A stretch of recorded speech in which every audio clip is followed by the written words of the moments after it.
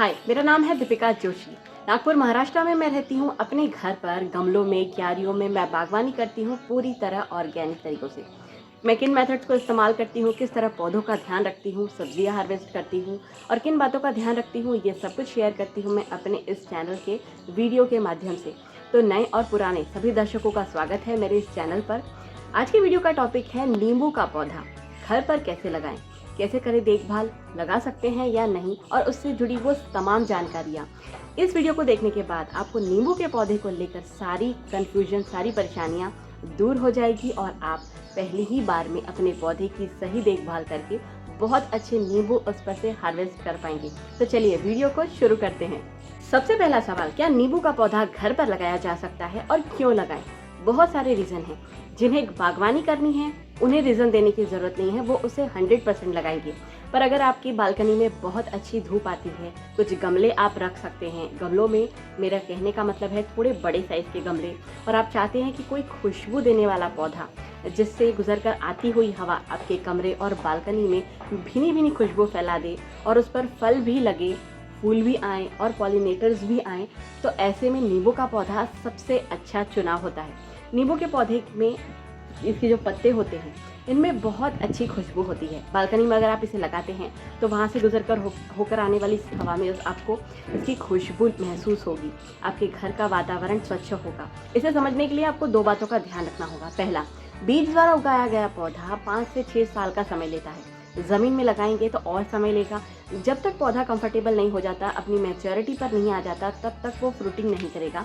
ज़मीन में लगाया है तो वो बढ़ता जाएगा। अगर आप नर्सरी से ग्राफ्टेड प्लांट लेते हैं तो आपको ऐसी परेशानियों से नहीं गुजरना पड़ेगा। जी हाँ, नर्सरी में आजकल ग्राफ्टेड पौधे मिलते हैं। आपको अलग अलग वैरायटी के पौधे मिलेंगे। उनमें 12 मासी नींबू होते हैं, कागजी नींबू होता है, बड़े साइज़ के नींबू होते हैं। ऐसे कई सारे नींबू के पौधे होते हैं जिन्हें आप ग्राफ्टेड कंडीशन में खरीद सकते हैं, और ऐसे पौधे बहुत जल्दी गमलों में या ज़मीन में फल देना शुरू कर देते हैं। ज़मीन में तो कोई भी पौधा बहुत अच्छी तरह ग्रोथ लेता है, पर गमलों के लिए ग्राफ्टेड पौधों का ऑप्शन सबसे बढ़िया है। और वैरायटी भी बहुत मैटर करती है। जैसे मैंने आपसे कहा अभी 12 मासी या कागजी नींबू, आप जो भी तरह के नींबू उगाना चाहते हैं उसकी वैरायटी पूछ कर, पूरी जानकारी निकाल कर फिर उसे गमले में लगाएं। गमला, मिट्टी और पौधा, ये सब शुरू करने से पहले जो एक खास चीज़ आपको ध्यान रखनी है वो है धूप। बालकनी में लगाना चाहते हैं या टेरेस पर, धूप बहुत ज़्यादा होनी चाहिए। नींबू के पौधे के लिए धूप वैसी ही है जैसे उसे पानी देना या खाद देना या सूरज का उगना, दोनों। जितनी ज़्यादा धूप नींबू के पौधे पर उतने अच्छे फल। सिट्रस के लिए धूप बहुत ज़रूरी है। टेरेस पर या आंगन में गार्डनिंग करते हैं और धूप तो आएगी, नॉर्मल बात है। पर बालकनी में लगाना चाहते हैं आप, तो ये ध्यान रखिए कि आप जिस बालकनी में से लगाएं वहाँ कम से कम 4 से 5 घंटे की धूप बनी रहना बहुत ज़रूरी है। ये अच्छी ग्रोथ और फ्रूटिंग दोनों प्रमोट करती है। किन गमलों में लगाएंगे नींबू का पौधा? देखिए, शुरुआत से ही मैं आपको एक सिंपल बात कहूँगी कि अगर आपने छोटा लेमन का पौधा लगाया है, कटिंग से ग्रो किया है, तो आप उसे किसी पॉलीथीन में या गमले में ग्रो कर सकते हैं। मैंने भी काफ़ी सारी कटिंग्स को पॉलीथीन में ग्रो किया है, वो काफ़ी बड़ी हो रही हैं। अब मुझे उन्हें शिफ्ट करना होगा। कटिंग लगा रहे हैं तो शुरुआत छोटे गमले से कीजिए। पर अगर आपने पहले ही ग्राफ्टेड पौधा लिया है, नर्सरी से देखभाल करके अच्छी तरह हेल्दी पौधा लिया है जो ऑलरेडी अच्छी डेवलप कंडीशन में है, तो शुरुआत 20 लीटर की बकेट से लेकर बड़े साइज़ के ग्रो बैग से होते हुए ड्रम, ऐसे कंटेनर्स का चुनाव कीजिए। छत पर रख रहे हैं तो कोशिश कीजिए आप ड्रम का ही कंटेनर प्रेफर करें, क्योंकि आप जितना अच्छा कंटेनर उसे दोगे वो धीरे धीरे उतना अच्छी तरीके से ग्रो करेगा और बहुत अच्छा फ्रूटिंग भी आपको मिलेगा। क्योंकि पौधा जितना अच्छा डेवलप होता है उतनी अच्छी फ्रूटिंग उस पर होती है। तो शुरुआत बड़े गमलों से कीजिएगा। कटिंग से ग्रो पौधा है तो उसे आप बेशक छोटे कंटेनर में लगाकर शुरुआत कर सकते हैं, पर एकदम छोटा गमला ना हो। ध्यान रखिएगा, मैं अंदाज़ा बता रही हूँ। 10 लीटर की बकेट, 20 लीटर की बकेट से शुरू होते हुए बड़े साइज़ के ग्रो बैग, ड्रम या फिर बड़े साइज़ के जो कंटेनर्स आते हैं उनमें आप नींबू का पौधा गमलों में बहुत अच्छी तरह लगा सकते हैं। अगर आप नींबू का पौधा लगा रहे हैं तो किस तरह की मिट्टी बनाएंगे? एक बहुत सिंपल सा प्रोपोर्शन है। सबसे पहले आपको चुनाव करना है अपने नेटिव मिट्टी का। आप जहाँ रहते हैं उस जगह पर जो मिट्टी बागवानी में इस्तेमाल की जाती है उस मिट्टी को 2 भाग के अंदाज में लीजिए। 2 भाग खाद लीजिए, इसमें कोई भी खाद चलेगी, गोबर की गली हुई खाद, वर्मी कंपोस्ट या घर का कंपोस्ट, आप कोई भी खाद ले सकते हैं। इसमें 2 भाग रेती भी मिलाइए, जितनी अच्छी जड़ें बनेगी उतनी अच्छी आपको पौधे की ग्रोथ मिलेगी, तो रेत ज़रूर मिलाना है। अब बारी आती है थोड़ी नीम खली की। बड़े पौधे हैं तो आप आधा किलो नीम खली मिला सकते हैं, छोटे पौधे हैं तो आप 1 से 2 मुट्ठी नीम खली मिलाइए, 1 से 2 मुट्ठी बोन मील मिलाइए और उसके बाद इस तरह से मिट्टी बनाकर आप अपने पौधे को लगा दीजिए। नर्सरी से लाते हैं पौधा तो उसका पॉलीबैग फाड़ कर उसे आप रिपॉट कर दीजिए और ऊपर से आपकी बनाई हुई मिट्टी डालकर पौधे को सेट होने के लिए छोड़ दीजिए। पौधा हमने लगा दिया, गमले का सही चुनाव किया, अब शुरुआत होती है इसकी केयर की, कि इतना स्टेप्स फॉलो करने के बाद आगे इसकी देखभाल कैसी हो कि हमें अच्छे रिजल्ट मिले। वाटरिंग शेड्यूल जो कि सबसे इम्पॉर्टेंट होता है। अगर आपने गमला बढ़ा लिया है तो पहली बार में इसे पेट भर के पानी पिलाइए, मिट्टी को अच्छी तरह भिगा दीजिए। उसके बाद अगले 2 या 3 दिनों तक आपको पानी देने की ज़रूरत नहीं है। ये सब कुछ डिपेंड करता है आपके ऑब्जर्वेशन पर। आपने गमला बनाया, कितना बड़ा लिया है, यह देखकर उसकी मिट्टी को पहले अच्छी तरह भिगाया, पानी पेट भर के पौधे को पिला दिया। उसके बाद आप 2 से 3 दिन तक ये ध्यान रखिए, थोड़ा मिट्टी को खुरच के देखिए कि इसकी मिट्टी कितने दिनों में सूख रही है। गर्मी के मौसम की केयर अलग होती है। बारिश में तो आपको पानी नहीं देना पड़ता क्योंकि बारिश आती रहती है तो पौधे को कोई दिक्कत नहीं होती। पर सर्दियों के मौसम में ये देखना बहुत ज़रूरी है कि आप बहुत ज़्यादा गमले में पानी ना दें। तो शुरुआत में पेट भर के पानी पिलाइए पौधे को, गमले की मिट्टी अच्छी तरह भीग जाए, गमले से पानी निकल जाए। उसके बाद 2 से 3 दिनों तक, 4 दिनों तक ध्यान रखिए कि मिट्टी कब तक सूख रही है। सूखने का मतलब है एटलीस्ट गमले के इतने अंदर तक, बड़ा गमला है तो, वरना नॉर्मली हम छोटे गमले के लिए 1 इंच या 2 इंच कहते हैं, पर आधा कम से कम उसमें पानी सूख रहा है, तब आप पौधे को फिर पानी पिलाइए। कई बार इस चीज़ के लिए आपको 4 से 5 दिन का डिस्टेंस भी देना पड़ सकता है, पर एक बार आपने ऑब्जर्वेशन करना शुरू कर दिया उसके बाद आपके लिए ये बहुत नॉर्मल बात हो जाएगी कि आप उसे पानी कैसे देते हैं। वाटरिंग में बस इसी बात का ध्यान रखना बहुत ज़रूरी होता है। तीनों सीज़न के हिसाब से आप सॉलिड खाद कब देंगे नींबू के पौधे को? मेरा एक सिंपल सा तरीका है जो मैं फॉलो करती हूँ, वो आपसे शेयर करती हूँ। मैं गर्मियों के दौरान जब गर्मियाँ शुरू होने वाली होती हैं उस वक्त एक बार सॉलिड खाद अपने सभी पौधों में और सिट्रस में मिला देती हूँ। सभी सिट्रस में, उसमें नींबू, मौसम्बी, संतरा तीनों शामिल हैं। उसके बाद मैं पूरी गर्मियाँ सिर्फ लिक्विड फर्टिलाइज़र देती हूँ अपने पौधों को, क्योंकि खाद बहुत गर्म होती है और गर्मियों के दौरान आप अपने पौधों को खाद ना दें, ये ज़रूरी होता है। नींबू के लिए भी ये ज़रूरी होता है क्योंकि बहुत ज़्यादा गर्मी सही नहीं होती। अब ये बात होगी सॉलिड खाद की, पर सॉलिड खाद बारिश के समय कैसे दी जाए?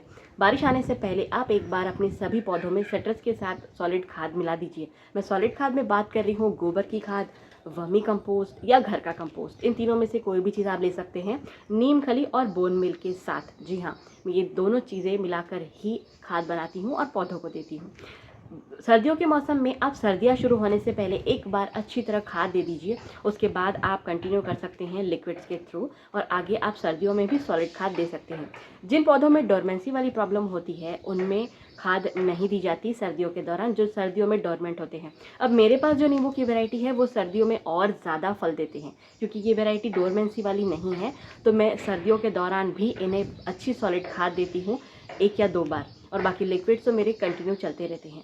तो ये हो गया तीनों मौसम का तरीका खाद कैसे देना है। लिक्विड फर्टिलाइज़र जिनमें 4 से 3-4 खाद मैं देती हूँ लिक्विड।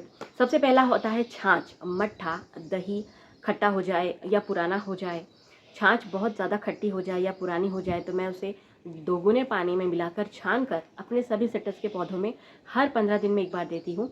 ये फ्रूटिंग बढ़ाता है, पौधे का साइज़ हेल्दी करता है, फलों का साइज़ हेल्दी करता है और नए पत्ते बहुत जल्दी आते हैं इसे देने की वजह से, और पौधे में स्ट्रेंथ आता है। कैल्शियम का सोर्स होता है छाछ, ठंडा होता है और पौधों को बहुत पसंद होता है। दूसरा लिक्विड है सरसों खली का लिक्विड। सरसों खली आपको पता है पानी में भिगाकर 2 से 3 दिन रहने दीजिए, उसके बाद उसे छान कर अपने पौधों में 2 गुने पानी में मिलाकर दीजिए। जैसे 1:10 का रेशियो ले लीजिए सरसों खली का, 1 भाग सरसों खली और 10 भाग पानी। इस तरह मिलाकर मैं यही लिक्विड हर 15-15 दिनों में रिपीट करती हूँ अपने सभी पौधों के साथ सिट्रस में। तीसरा लिक्विड खाद है जीवामृत। मैं घर पर बनाती हूँ जीवामृत और तीनों मौसम में ये जीवामृत रिपीट करती हूँ अपने पौधों में हर 15 से 20 दिनों के डिस्टेंस में। मेरा एक शेड्यूल है, एक बार खाद दी, दूसरे 15 दिन के शेड्यूल में मैं सरसों खली का पानी देती हूँ और तीसरी बार जब 15 दिन खत्म होते हैं तो मैं जीवामृत देती हूँ। मैं इस तरह से रिपीट करते रहती हूँ क्योंकि मैं ये चीज़ कंटिन्यू करती हूँ। और खाद मैं 12 महीने देती हूँ लिक्विड वाली अपने पौधों को। ये बहुत अच्छा होता है इनके लिए। सॉलिड खाद के मुकाबले आप लिक्विड खाद देते हैं तो पौधों को बहुत ज़्यादा स्ट्रेस नहीं फील होता। और चौथा लिक्विड खाद है प्याज के छिलकों का पानी। जी हाँ, और प्याज के छिलकों का पानी तो मैं हर हफ्ते देते रहती हूँ क्योंकि मेरी एक आदत है, मैं उसे बनाते रहती हूँ और मैं स्टोर नहीं करती। मैं रेगुलरली अपने पौधों को स्टेप बाय स्टेप, अभी इनको दिया फिर उनको दिया, ऐसे करते हुए प्याज के छिलकों का पानी अपने पौधों में पूरा साल डालती हूँ। मैं कोई स्पेशल सीज़न नहीं देखती इसके लिए और इसके बहुत अच्छे रिजल्ट मुझे मिलते हैं।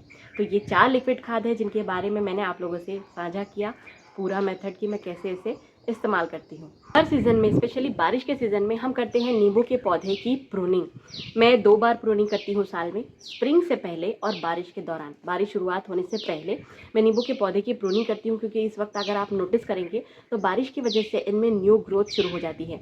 नींबू के पौधे पर मौजूद पुरानी डंठल, सूखे स्टेम्स, ये सब काटते रहिए ताकि नई ग्रोथ बनती रहे। पौधा जितनी पुरानी ब्रांच बना रहा है, वहाँ जितना अच्छा आप कट लगाएंगे, वहाँ से दोगुने नए ब्रांचेस बनेंगे। उनमें आने वाली नए स्टेम्स पर ज़्यादा फूल खिलेंगे और ज़्यादा फल लगेंगे। नींबू के मामले में, सिट्रस के मामले में ये बहुत ज़रूरी है कि आप जितनी अच्छी उसकी प्रूनिंग करते हैं उतने अच्छे फल मिलते हैं। खाद देने के साथ प्रूनिंग ऐसी चीज़ है जो फ्रूटिंग को बढ़ाता है, तो ये करना बहुत ज़रूरी है। तो मैं साल में 2 बार करती हूँ प्रूनिंग, आप भी कर सकते हैं। हार्ड प्रूनिंग मैं तब करती हूँ अपने पौधों पर जब मुझे ये नीडेड लगता है, क्योंकि मैं रेगुलरली करते रहती हूँ बीच बीच में थोड़ा थोड़ा प्रून, तो पौधों को बहुत ज़्यादा हार्ड प्रून करने की ज़रूरत नहीं पड़ती। वैसे स्प्रिंग से पहले एक बार अगर आप सिट्रस में हार्ड प्रून करते हैं तो आपको रिजल्ट बहुत अच्छे देखने मिलेंगे। मेरी वैरायटी 12 मासी है, पूरा साल इस पर फल आते रहते हैं। तो मैं थोड़ा थोड़ा उसे पिंच करते रहती हूँ अलग अलग जगह से, ताकि मेरे पौधे में एक शेप डेवलप हो, ब्रांचेस ज़्यादा आए और फ्रूटिंग वहाँ पे ज़्यादा हो। तो प्रूनिंग एक बहुत ज़रूरी चीज़ है। अगर आप चाहते हैं ब्रांचेस ज़्यादा हो, फल ज़्यादा आए, उसके लिए प्रूनिंग करना बहुत ज़रूरी है। गमले में लगाएं नींबू का पौधा या ज़मीन में, एक चीज़ हमेशा ध्यान रखिए, उसकी कैनोपी मेंटेन कीजिए, उसको एक सही आकार दीजिए। जी हाँ, सिंपल है। जैसे पौधा नीचे से मेन ब्रांच से ग्रो हो रहा है, वहाँ उगने वाले बहुत सारे ब्रांचेस को काटते जाइए ताकि पौधा अपनी ग्रोथ ऊपर की तरफ बढ़ाए, और वहाँ पर भी प्रूनिंग कीजिए ताकि उसकी एक कैनोपी डेवलप हो। इससे पौधे का लुक सुंदर आता है और ऊपर की तरफ बढ़ने की वजह से उसे धूप अच्छे से मिलती है, फल अच्छे आते हैं और आपके पौधे में एक ट्री जैसा लुक आएगा अगर आप इसे गमले में उगाते हैं तो। मेरे पौधे आपको ट्री जैसे ही लगेंगे क्योंकि मैं उनको गमले में उगाती हूँ और क्योंकि मैंने उनकी पिंचिंग करके उनको ट्री जैसा शेप दिया है, तो इससे उनकी कैनोपी बहुत अच्छी डेवलप होती है। तो कैनोपी ज़रूर डेवलप कीजिए अपने पौधों में अगर आप प्रूनिंग और पिंचिंग करके उसे एक अच्छा शेप देना चाहते हैं। तो पौधे में भी बीमारियाँ लगती है, नॉर्मली नहीं लगती अगर आप कुछ बातों का ध्यान रखें तो। अब बीमारियाँ कब आती है किसी पौधे पर? जब उसे आप ऐसी जगह रख रहे हैं या इस तरह से उसे ट्रीट कर रहे हैं कि वहाँ पर इंसेक्ट को पनपने और रहने की जगह मिले। जी हाँ, बहुत सारे पौधों के बीच में होना, अंदर पौधे की जड़ों के पास या स्टेम के पास ह्यूमिडिटी बहुत ज़्यादा डेवलप होना, एयर सर्कुलेशन प्रॉपर ना होना, ये सब कीड़ों को बुलाता है। पर अगर आप सही केयर कर रहे हैं, खाद पानी दे रहे हैं और उसका पूरा केयर ले रहे हैं, तो इसमें डिजीज़ बहुत कम लगते हैं। छोटे छोटे, आपको कई बार आपके नींबू के पौधे पर छोटे छोटे कीड़े नज़र आएंगे। ये एक्चुअली बटरफ्लाइज के बच्चे हैं जो कुछ दिनों में अपना लाइफ साइकिल बनाकर उड़ जाते हैं। तो बटरफ्लाइज आने के लिए भी ये ज़रूरी है। और ये कीड़े जब इनके पत्ते खाते हैं तब आपके पौधे में और नए पत्ते आते हैं। ऐसा नहीं है कि वो पत्ते खा लेगी तो नए पत्ते नहीं आएंगे, तो इनको मत मारिए। बाकी कोई भी ऐसा पेस्ट जैसे मिली बग्स हैं, एफिड्स हैं, ये तब आएंगे जब आप इसकी प्रॉपर केयर नहीं करेंगे। तो मैं तो नींबू के पीछे कोई स्पेशल केयर नहीं करती क्योंकि मैं बाकी चीज़ों का ध्यान रखती हूँ। मेरे पौधों के पास एयर सर्कुलेशन अच्छा होता है, तो इसमें मैंने अभी तक कोई बीमारी नहीं देखी है। पर कहा जाता है कि एफिड्स, स्केल, मिली बग्स जैसी प्रॉब्लम इस पर भी आती है। सिंपल बात है, ऐसा कुछ रहे तो आप शुरुआत से ही नीम ऑयल का सॉल्यूशन करने की आदत डालिए, सॉल्यूशन बनाकर स्प्रे करने की आदत डालिए, तो आपको ये प्रॉब्लम भी फेस नहीं करनी पड़ेगी। सो नींबू का पौधा ज़रूर लगाइए। पहले से लगा हुआ है और कोई परेशानी है तो आप कमेंट कीजिए, मैं आप लोगों को हेल्प करूंगी। मेरे पौधे के साथ साथ आपके पौधों की भी केयर हो जाएगी। इस वीडियो को यहीं पे करती हूँ मैं स्टॉप। मिलती हूँ अगले वीडियो में आप लोगों से, तब तक दीजिए इजाज़त। Take care, happy gardening.